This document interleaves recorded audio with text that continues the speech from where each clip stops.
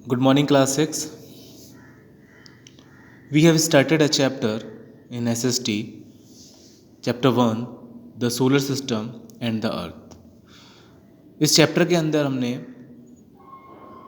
Planets के बारे में डिस्कस किया, ठीक है, सैटेलाइट के बारे में डिस्कस किया और अर्थ के बारे में डिस्कस, तो वेरियस काइंड्स ऑफ टॉपिक्स हमने इस चैप्टर के अंदर जो है कंप्लीट कर चुके हैं, ठीक है। तो इससे पहले हमने जिस टॉपिक के बारे में डिस्कस किया था वो था सैटेलाइट। तो सैटेलाइट में हमने ये जाना कि सैटेलाइट क्या होते हैं और ये कितने प्रकार के होते हैं, ठीक है।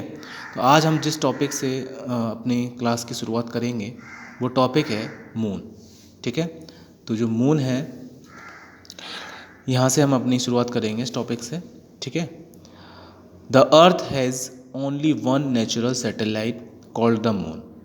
अब इससे प्रीवियस क्लास में हम सैटेलाइट के बारे में डिस्कस कर चुके हैं, जो दो प्रकार के होते हैं, नेचुरल सैटेलाइट और मैन मेड। तो देखिए, अर्थ का अगर बात की जाए तो अर्थ की जो नेचुरल सैटेलाइट है, प्राकृतिक सैटेलाइट, वो कौन सा है? मून। तो मून जो है ये नेचुरल सैटेलाइट है अर्थ का, ठीक है। It has fascinated the people and scientist the most. ये लोगों को आकर्षित करता है और साइंटिस्ट को भी, ठीक है। Its main features are as follows. चलिए अब इसकी जो कुछ खास बातें हैं उसके बारे में हम पॉइंट्स के जरिए कंप्लीट कर लेते हैं, जान लेते हैं इसके बारे में और एक्स्ट्रा, ठीक है। देखिए फर्स्ट पॉइंट देख लेते हैं इसका।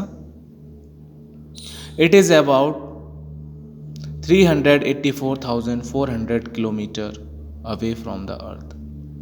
देखिए मून की जो डिस्टेंस है अर्थ से वो है 384,400 किलोमीटर, इतना दूर है मून अर्थ से, ठीक है।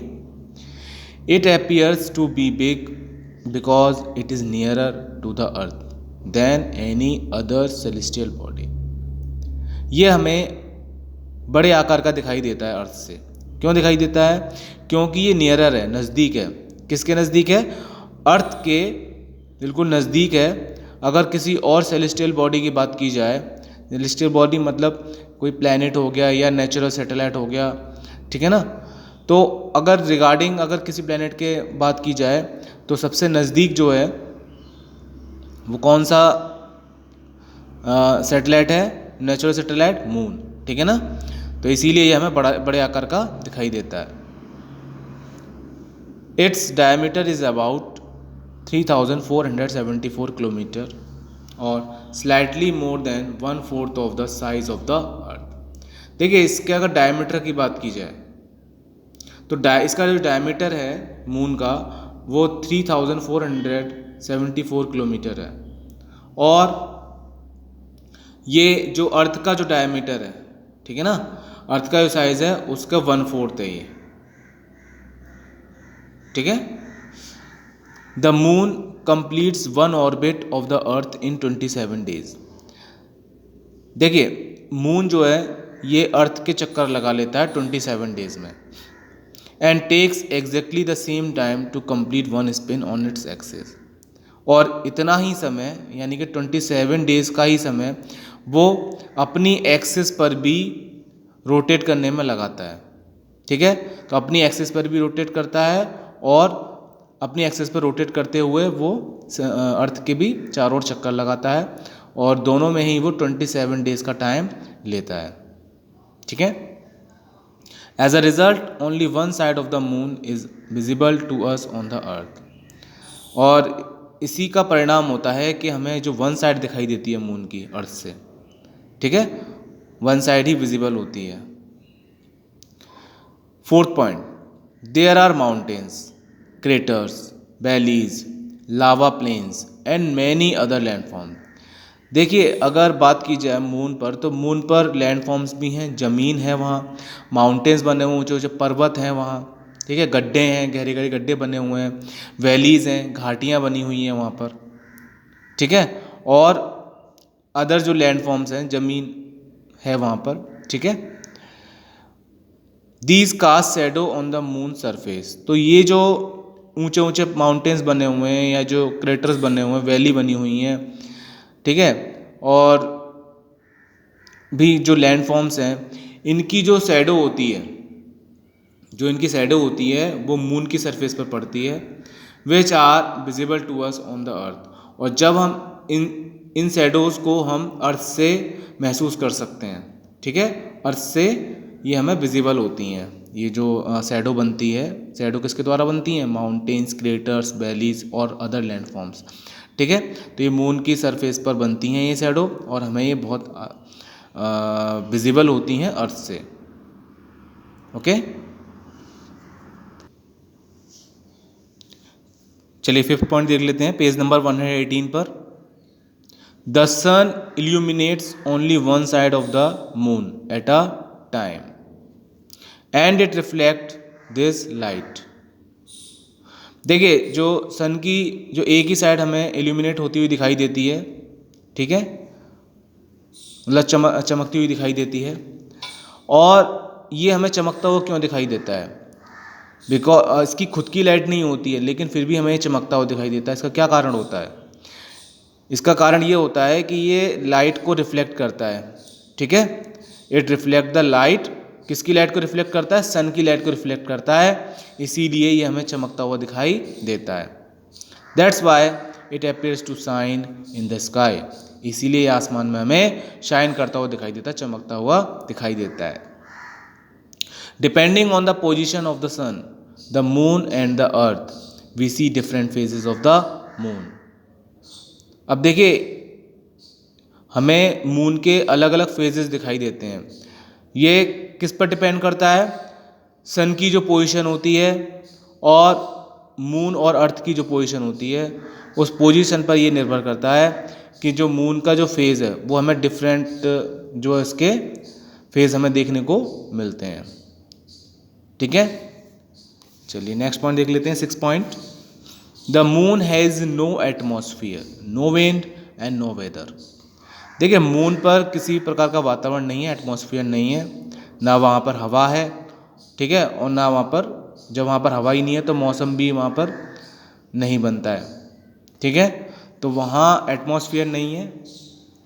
वेरियस काइंड्स ऑफ गैसेस किस में प्रेजेंट होती हैं? विंड में, तो विंड भी नहीं है वहाँ पर। तो कहने का मतलब ये है कि वहाँ पर जो है लाइफ पॉसिबल नहीं है। और लाइफ पॉसिबल कहाँ है? अर्थ पर है, जहाँ जिस प्लैनेट पर हम रहते हैं, ठीक है। As such the footprint left by the American astronaut Neil Armstrong will last million of years because the rock do not decay and are not carried away by any medium। अब देखिए, सबसे पहले जो एक अमेरिकन एस्ट्रोनॉट थे जो moon पर पहुंचे थे, जिनका नाम था नील आर्मस्ट्रॉन्ग, ठीक है, और कई मिलियंस वर्षों तक उनके जो फुटप्रिंट थे वो वहाँ पर रहे, ठीक है। क्यों? क्योंकि वहाँ पर कोई ऐसा मीडियम नहीं है, वहाँ पर जब एटमॉस्फेयर ही नहीं है, एयर ही नहीं है, कोई माध्यम नहीं है कि जिसके द्वारा जो डस्ट के जो पार्टिकल्स होते हैं वो एक जगह से दूसरी जगह उड़ सकें, ठीक है। अब जैसे कि अर्थ की बात की जाए तो अर्थ पे क्या होती है? एयर होती है, और एयर क्या करती है? एक मीडियम होती है, माध्यम होती है, जो कि जो पार्टिकल्स होते हैं उनको एक जगह से दूसरी जगह तक कैरी करती है, ठीक है। चलिए नेक्स्ट टॉपिक देख लेते हैं, फेजेस ऑफ द मून, ठीक है। मून के फेजेस के बारे में देख लेते हैं। Moon completes it's rotation on its axis in 27 days. देखिए, मून जो है एक जो रोटेशन होता है उसे 27 डेज में कंप्लीट करता है। It takes nearly the same time to complete its revolution around the sun.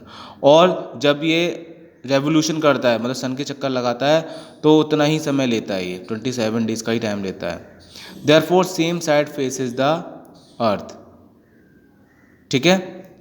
We see various changes in the phases of moon as different portion are lit at different times as they remain dark.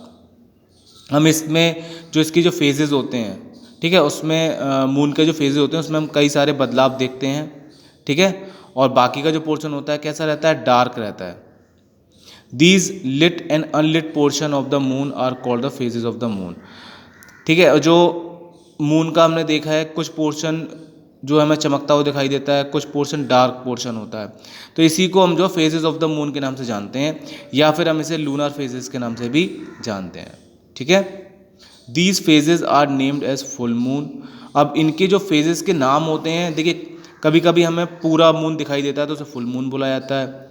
ठीक है, new moon, crescent moon, first quarter and last quarter, depending upon how much the sunlight of the moon, यानी कि कितनी sunlight जो है moon तक पहुंच रही है, ये इस पर डिपेंड करता है। ठीक है, साइड में आप देख सकते हैं एक पिक्चर बनी हुई है, यहाँ सन देख रहे हैं आप, तो सन की आप देखिए यहाँ से जब रेज जब पड़ती है, ठीक है, तो ये डिफरेंट फेजेस हैं मून के। न्यू मून देखिए आप, और ये फुल मून देखिए। ठीक है, third quarter, crescent moon, new moon. ठीक है, first quarter, crescent, gibbous, full moon, gibbous and third quarter moon. ठीक है, तो ये डिफरेंट फेजेस हैं मून्स के, आप देख सकते हैं यहाँ पर। When the moon is fully lit it is called full moon. देखिए जब हमें मून जो है पूरा चमकता हुआ दिखाई देता है तो उसे फुल मून बोलते हैं, या पूर्णिमा भी बोलते हैं उसको। 15 दिन के बाद क्या होता है, मून कम्प्लीटली डार्क हो जाता है। ठीक है, यहाँ देख रहे हैं आप, कम्प्लीटली डार्क हो गया ये, तो इसे हम बोलेंगे न्यू मून या अमावस्या बोलेंगे। तो ये से हम बोलेंगे न्यू मून, और ये हो गया फुल मून, या ऐसे हिंदी में बोलें तो पूर्णिमा हो जाएगा, और ये हो जाएगा अमावस्या। The term like waxing and waning are use to describe the growing and thinning phases of the moon. अब वैनिंग और वैक्सिंग आपको दिख रहा है, ये क्या होता है, ये टर्म्स होते हैं जो कि जो मून के फेजेस होते हैं वो ग्रो करता हुआ हमें यहाँ पर दिखाई देता है, किस प्रकार ये ग्रो कर रहा है। ठीक है, तो ये वैक्सिंग देख रहे हैं आप, यहाँ पर आप देखिए फर्स्ट क्वार्टर है, गिब्बस है, फिर ये कंप्लीट फुल मून हो जाता है। तो ये डिफरेंट जो यहाँ पर क्या होते हैं, ये फेजेस शो करता है, वैक्सिंग और वैनिंग। ओके, तो एक तरीका होता है फेजेस ऑफ मून को डिस्क्राइब करने का। ओके, चलिए आज की क्लास को हम यहीं ओवर करते हैं इसी टॉपिक के साथ। जो नेक्स्ट टॉपिक होगा हमारा एस्ट्रॉइड्स, उसे हम नेक्स्ट क्लास में कंप्लीट करेंगे।